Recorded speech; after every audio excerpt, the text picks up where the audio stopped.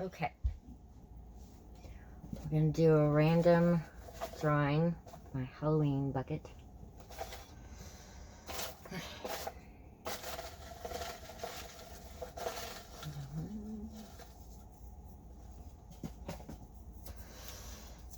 Okay. The Canterbury Tales.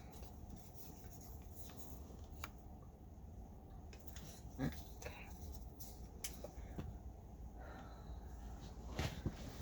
I have to find it. Oh!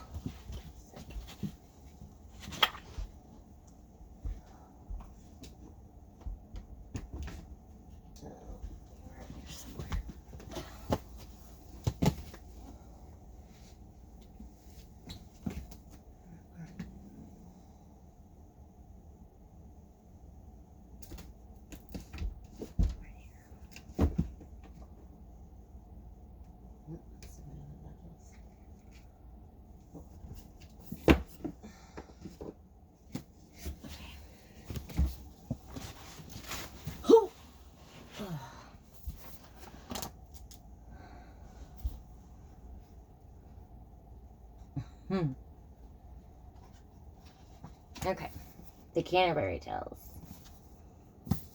Okay. On the back it says, The Canterbury Tales, Geoffrey Chaucer. Introduction and notes by Robert W. Hanning. Translated by Peter Tuttle. Pilgrims on their way to worship at the shrine of St. Thomas a Becket in Canterbury stop at the Tabard Inn, representing a cross-section of medieval English society. The group includes a knight and his squire, prioress, a friar, a miller, a wife, to amuse themselves on their journey. They agree that each will tell a tale. These stories, by turns body, hilarious, scurrilous, romantic, heroic, and moving, reveal a great deal about the tellers and the world they live in, which, despite the distance of 600 years, seems remarkably like our own. Indeed, the structure of the Canterbury Tales and the sophisticated, intricate interplay between the stories, their narrators and the general narrator himself, a complex comic character, give the book its strikingly modern flavor.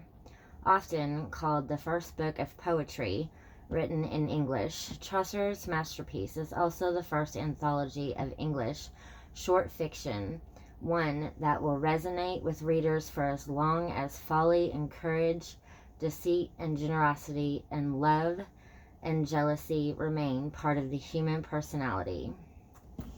Robert W. Hanning was a professor of English at Columbia University, where he taught from 1961 to 2006. He has published The Vision of History in Early Britain, The Individual in 12th Century Romance, The Lais of Marie de France,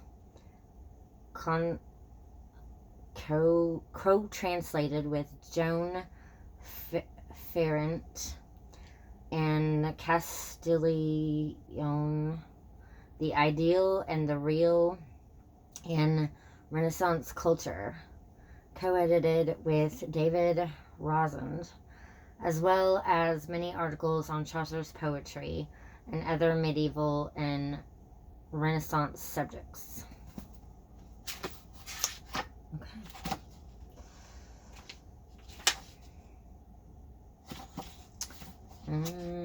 Start here. Okay. From the pages of the Canterbury Tales. In Chaucer's Middle English, see Modern English translation on next page. Wane that April with his shores soaked, the drought of March hath pursed to the rot, and bathed every vein in switch liquor. Oh, okay. There we go. Okay. When April was with his showers sweet, The drought of March had pierced to the root, and rain, like virtue, made those flowers grow. When west wind with his sweet breath has blown through every wood and heath, the tender buds and the young sun in Aries has his half-course run, and little birds make melody that sleep at night with open eye. So pricks them nature in their souls, then folks yearn to go on pilgrimages. From the General Prologue, page 3. You may be sure that this Palamon in his fighting was an enraged lion, and as a cruel tiger was Arcidia. They proceeded to smite like wild boars, that forth white with foam in wild anger, up to the ankle fought they in their blood. From the Knight's Tale, page 89. You shall no more through your flattery cause me to sing and close my eyes, for he who blinks when he should look, all wilfully may God not give him luck. From the Nun's Priest's Tale, page 571.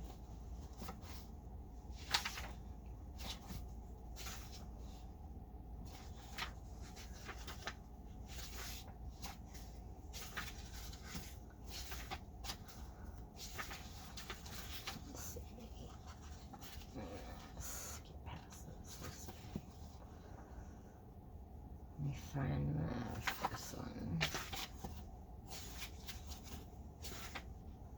Okay. The General Prologue.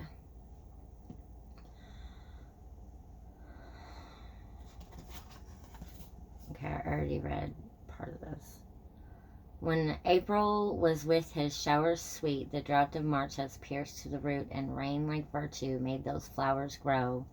When west wind with his sweet breath has blown through every wood and heath, the tender buds and young sun in Aries has his half-course run, and little birds make melody that sleep at night with open eye. So pricks them nature in their souls, then folks yearn to go on pilgrimages, and pilgrims for to seek strange strands to faraway shires in sundry lands, and especially from every shire's end of England to Canterbury they wend, the holy blissful martyr for to seek, who helped them when they were sick. So in that season on a day, in Southwark at the tabard as I lay, ready to wend on my pilgrimage to Canterbury with full devout courage, at night was come into the hostelry well 29 in a company of sundry folk by sheer chance fallen into fellowship and pilgrims were they all, who toward Canterbury would ride. The rooms and stables were good sized, and they gave us among the best. And shortly, when the sun was to rest, so had I spoken with them and everyone, that I was of their fellowship anon, and agreed early to arise, to head out, as I say. But nevertheless, while I have time and space, before I further in this tale ride, methinks it according to reason. For he was late, why come from his voyage, and for he'd no sooner returned from his voyage than he set out to make his pilgrimage. With him there was his son, a young squire, a lover, a knight he would become, with locks so curly you'd think them curling ironed. Of 20 years of age he was, I guess. Of his stature he was average height, and wonderfully agile, and of great strength. And he spent some time in combat in Flanders, Arodius, and Picardy, and carried himself well for a beginner, in hope to stand in his lady's grace. Embroidered was he as if a meadow, all full of fresh flowers, white and red. Singing he was, or piping all the day. He was as fresh as is the month of May. Short was his gown, with sleeves long and wide. Well could he sit a horse and well ride. He could songs make and poetry indite, joust and dance, draw well and write. So haughtily he loved all through the night. He slept no more than a nightingale. Courteous he was, humble, and himself useful made, and carved meat for his father at the table. A yeoman had he, and servants no more, at that time, for it pleased him to ride so, and he was clad in coat and hood of green, a sheaf of peacock arrows sharp and bright. Under his belt he carried with care. Well could he keep his gear. His arrows drooped not with feathers low, and in his hands he bore a mighty bow. A close-cropped head had he, with a sun-browned face. Of woodcraft he knew all the skills. Upon his arm he bore a fine wrist-guard, and by his side a buckler and sword, and on his other side a shining dagger, hafted well and sharp as point of spear. A silver St. Christopher on his breast shone, and a horn he carried with strap of green. A forester was he, in fact, as I guess. There was also a nun, a prioress, whose smile was full, simple, and modest. Her greatest oath was but by Saint Eligius, and she was called Madame Eglantine. Full well she sang the service divine, intoning in her nose full seemly, and French she spoke with elegant fluency. After the school at Stratford at Bow, for French of Paris was to her unknown. A table was taught, was she withal. She let no morsel from her lips fall, nor wet her fingers in her sauce too deep. Well could she convey a spoonful and take care that no drop fell upon her breast. She took much pleasure in etiquette. Her upper lip she wiped so clean that in her cup was no drop seen of grease when she had drunk her draught. Full politely for her food she reached, and certainly she was a cheerful sort, and full pleasant, nice deportment. And she took pains to reflect the manners of court, and to be stately in her carriage, and to be held worthy of reverence. But for to speak of her compassion, she was so charitable and kind. She would weep if she saw a mouse caught in a trap, or if it were dead or bleeding. Some small hounds had she, that she fed with roasted flesh or milk and fine white bread.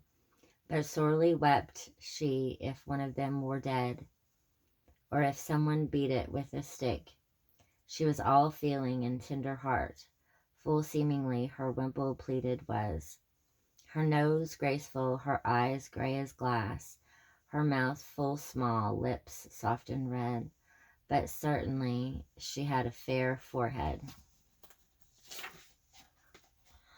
It was almost a span broad, I believe, for in no way was she undersized. Full elegant was her cloak, as I was aware.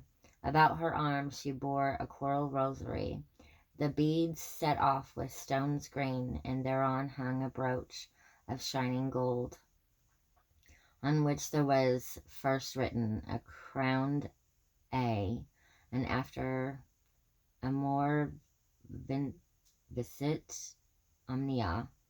Another nun with her had she, who was her chaplain, the priests 3. A monk there was, a good one too, an estate manager who also loved to hunt.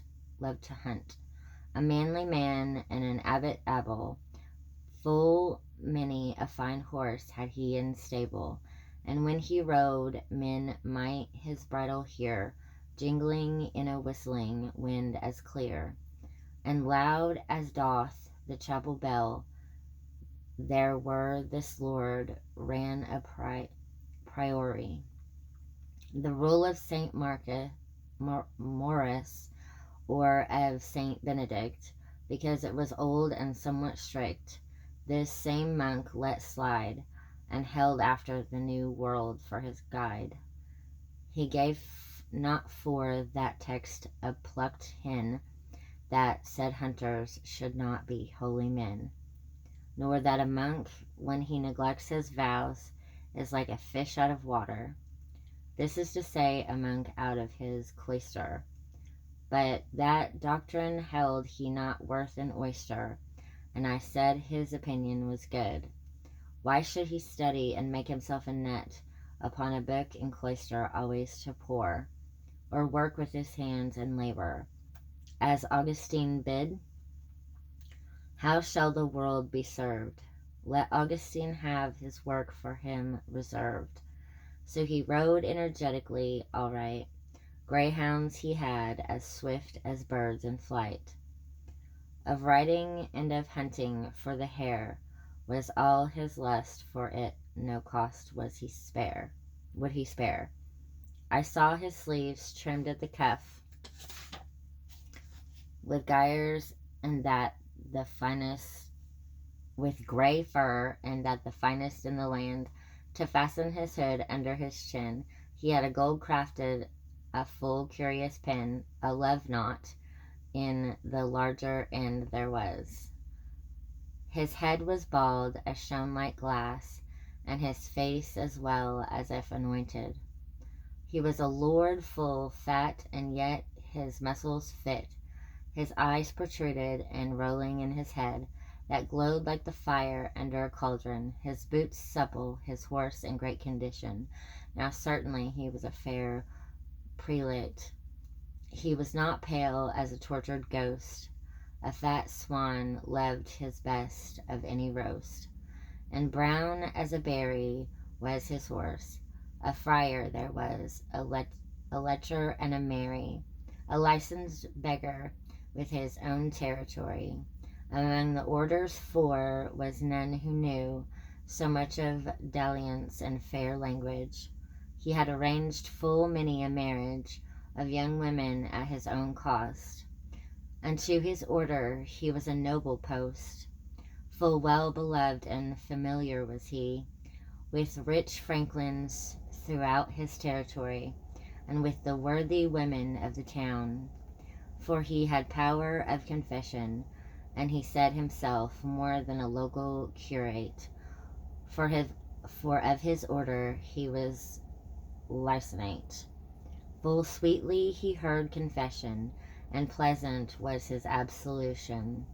He was an easy man to make penance, wherever he could expect a nice remembrance. For unto a poor order to give is a sign that a man is well shriven. For if he gave something, the friar could be content, that a man was truly repentant. For many a man is so hard of heart, he may not weep though it sore smarts. Therefore, instead of weeping in prayers, men may give silver to the poor friars. His cape was always full of knives, and pins for to give fair wives, and certainly he had a nice voice. Well could he sing and pluck the strings, for ballad singing he was first choice. His neck white was as the lily flower, plus he had a champion's muscle power.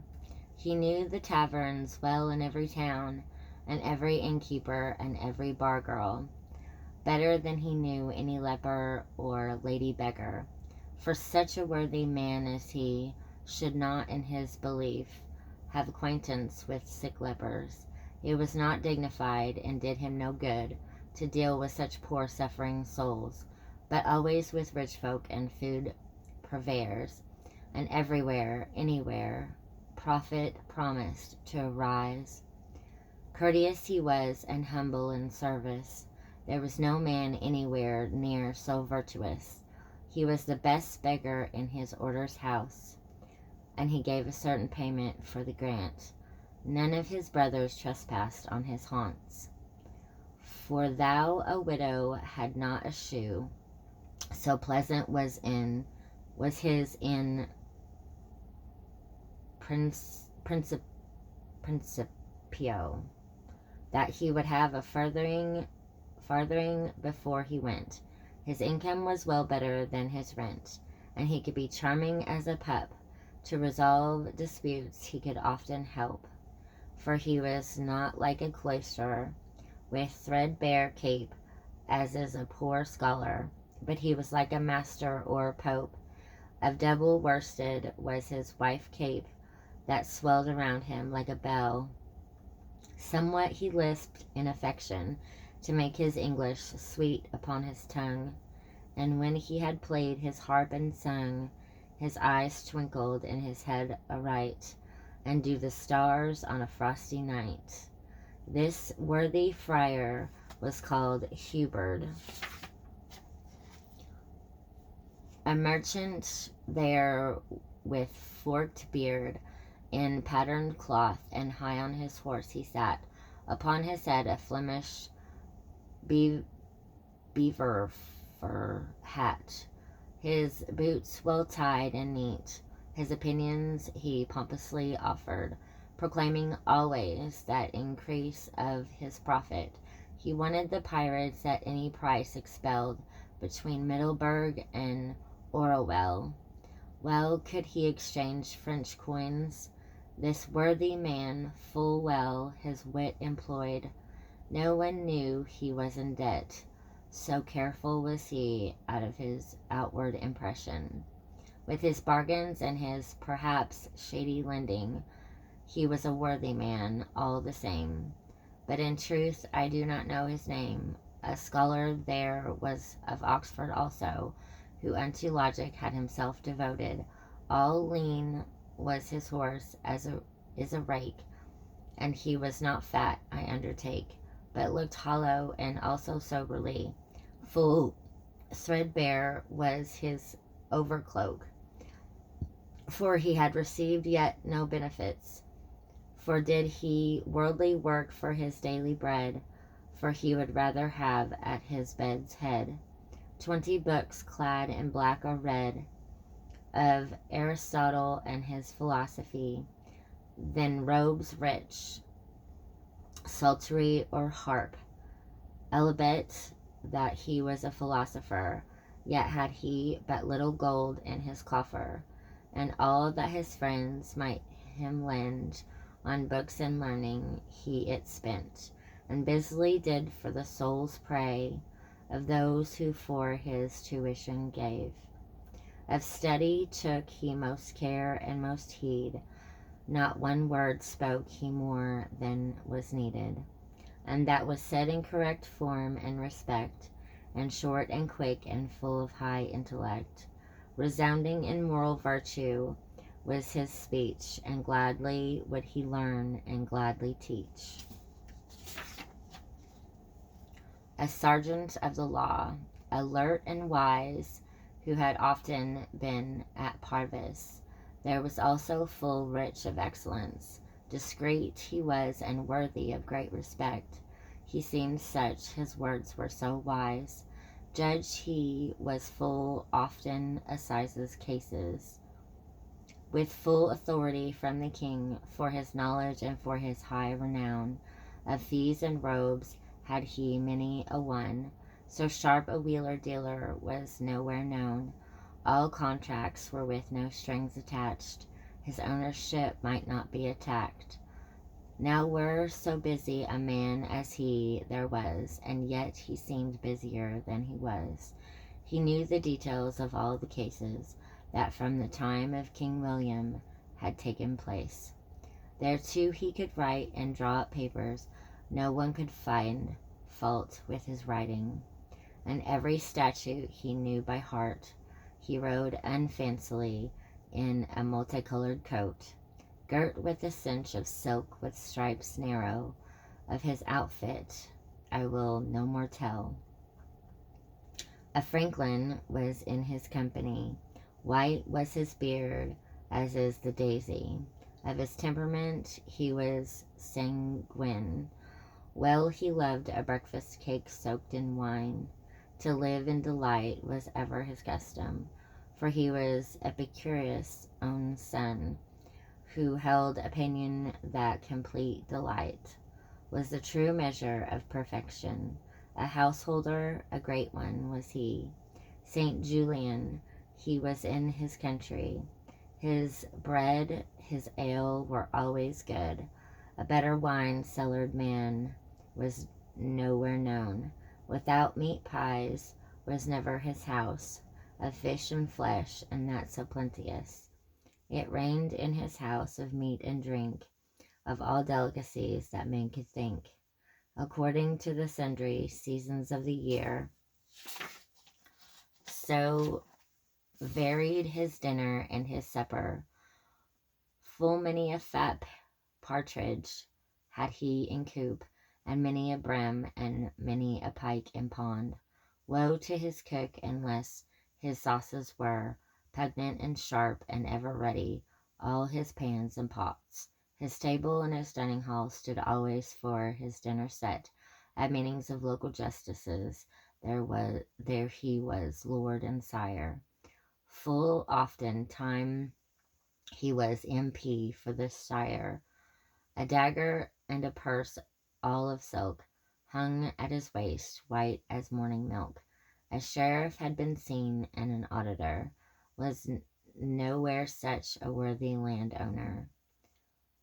A haberdasher and a carpenter, a weaver, a dyer, and a tapestry maker were with us also, all clothed in the livery of a distinguished and great parish guild. Full fresh and new their dress uniform was. Their knives were mounted, not with brass, but all with silver, full well made and brightly, polished as were their belts and purses. Well seemed each of them a fair burgher, to sit in Guildhall in a place of honour. Each one of them could have been an alderman. For property had they enough and income, and their wives would say the same, or else certain were they to blame. It is full fair to be called Madame, and go to church at procession's head, and have a mantle like royalty carried.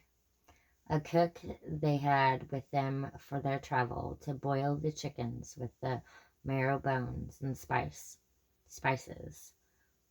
Purdue merchant tart and Gallingale. Well could he identify a draught of London ale. He could roast and boil and broil and fry, make stews and well bake a pie. But great misfortune was it, as it seemed to me, that on his shin an open sore had he.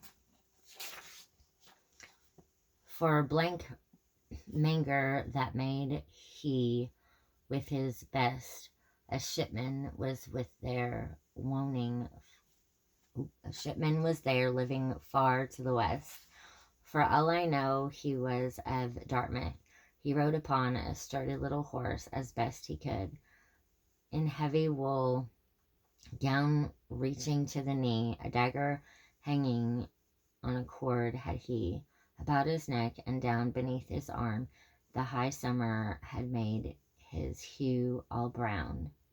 And certainly he was a good fellow, for many a draught of wine had he tapped, en route from Bordeaux, while the wine merchant slept. Of nice coincidence he took no heed. In a fight, if he had the upper hand, He sent them overboard far from land, but of navigation to reckon well his tides, his current and his hazards nearby, his harbor and his moon, his compass use. There was none such from Hull to Carthage. Hardy he was and careful in his risk taken. Was many a tempest had his beard been shaken. He knew well all the harbors as they were, from Gotland to the Cape of Finisterre, and every creek in Brittany and Spain. His ships was called the Magdalene. With us there was a physician in all the world. There was none like him, to speak of medicine and of surgery, for he was grounded in astrology. He tended his patient at just the right hours, guiding by his magical powers. Well could he determine the ascendant of the signs for his patient. He knew the cause of every malady, where hot or cold, or moist or dry, or where engendered, and of what humor. He was a truly perfect practitioner. The cause known, and of the malady its origin, quickly he gave the sick man his medicine. Full ready had he his apothecaries to send him drugs and potions, for each helped the other to make a profit. Their friendship was not new to begin. Well he knew the old Escupulus, Dioscorides, and Rufus, old Hippocrates, Halley, and Galen, Serpion, Raz, and Avicenna, Averroes, Damascenius, and Constantine, Bernard, and Gateston, and Gilbert. Of his diet moderate was he, for it was of no great quantity, but of great nourishment and digestible. His study was but little on the Bible. In blood red and blue he clad was all, lined with taffeta and fine silk. And yet he was not quick to spend. He kept what he earned in time of plague, for his gold is good for the heart and medicine. Therefore gold he loved especially. A good wife there was from near Bath, but she was of somewhat deaf, and that was too bad. Of cloth making she had such a talent, she surpassed that of Ypres and Ghent. In all the parish a wife was there none who gave more of the church offering, and if they did, certain so angry was she that she was all out of charity. Her Sunday shawls were a full fine hand. I dare say that they weighed 10 pounds, that on a Sunday were upon her head. Her hose were of fine scarlet red, full tightly tied, and shoes full soft and new. Bold was her face, and fair, and red of hue. She was a worthy woman all her life. Husbands at church door she'd have 5, not counting other company in youth, but we need not speak of them right now. And thrice had she been to Jerusalem. She had crossed many a foreign stream. To Rome she had been, and to Boulogne, to Galcia, to St. James, and to Cologne. She knew much of wandering along the road. Gap-toothed she was, the truth to say. Upon an easy riding horse she easily sat, wimpled well, and on her head a hat, as broad as is a buckler or a targe, an overskirt about her hips large, and on her feet a pair of spurs sharp. She was full of laughter and of gossip. Of love remedies she knew by chance, for she knew the steps of an old dance. A good man were there of religion, and he was a poor parson of a town, but rich he was in holy thought and work. He was also a learned man, a scholar, whose Christ's gospel truly would preach. His parishioners devotedly would he teach. Kindly he was, and very diligent, and in adversity full patient, and he proved to be such oftentimes. Full loath was he to excommunicate for his tithes, but rather would he give, without a doubt, unto his poor parishioners out of his offerings and his income. He knew how to have enough with not much. Wide was his parish, and houses far apart, but he neglected none, for rain nor thunder, in sickness nor in misfortune, to visit. The furthest in his parish, great and humble, travelling by foot, and in his hand a staff. This noble example to his sheep he gave, that first he wrought, and afterward he taught. From the gospel he these words took, and this metaphor he added thereto, that if gold rusts, what should iron do? For if a priest be corrupt, upon whom we trust, no wonder is an unlearned man to rust. And shame it is if a priest be seen as a covered shepherd with clean sheep. Well ought a priest example for to give, by his cleanliness how his sheep should live. He rented not his benefits out of hire, and left his sheep encumbered in the mire, and ran into London to St. Paul's, to seek him a sinecure as a chantry priest, or a retainer as chaplain for a guild, but dwelt at home and kept with his fold, so that the wolf didn't make it come to grief. He was a shepherd and not a mercenary, and though he holy was and virtuous, he was two sinful men not despising, nor in speech haughty or disdainful, but in his teaching discreet and benign, to draw folk to heaven by fairness, by good example. That was his business. But were there any person obstinate, whoever he was, of high or low estate, he would him rebuke sharply in that instant. A better priest, I believe, there nowhere is. He yearned not for the pomp and reverence, nor made a show of righteousness, but Christ's teaching and his apostles 12 he taught, and first he followed it himself. With him there was a plowman, who was his brother. He had hauled off dung full many a cart, an honest worker, and a good one was he, living in peace and perfect charity. God loved his best with his whole heart, at all times both happy and tough, and his neighbor much as himself. He would thresh and ditch and shovel, for Christ's sake, for every poor soul, without payment, if it lay in his power. His tithes he paid full fair and well, both of his work and his property. In a smock he rode upon a mare. There was also a reeve, and a miller, a semner, and a partner, also a municipal, and myself. There were no more. The miller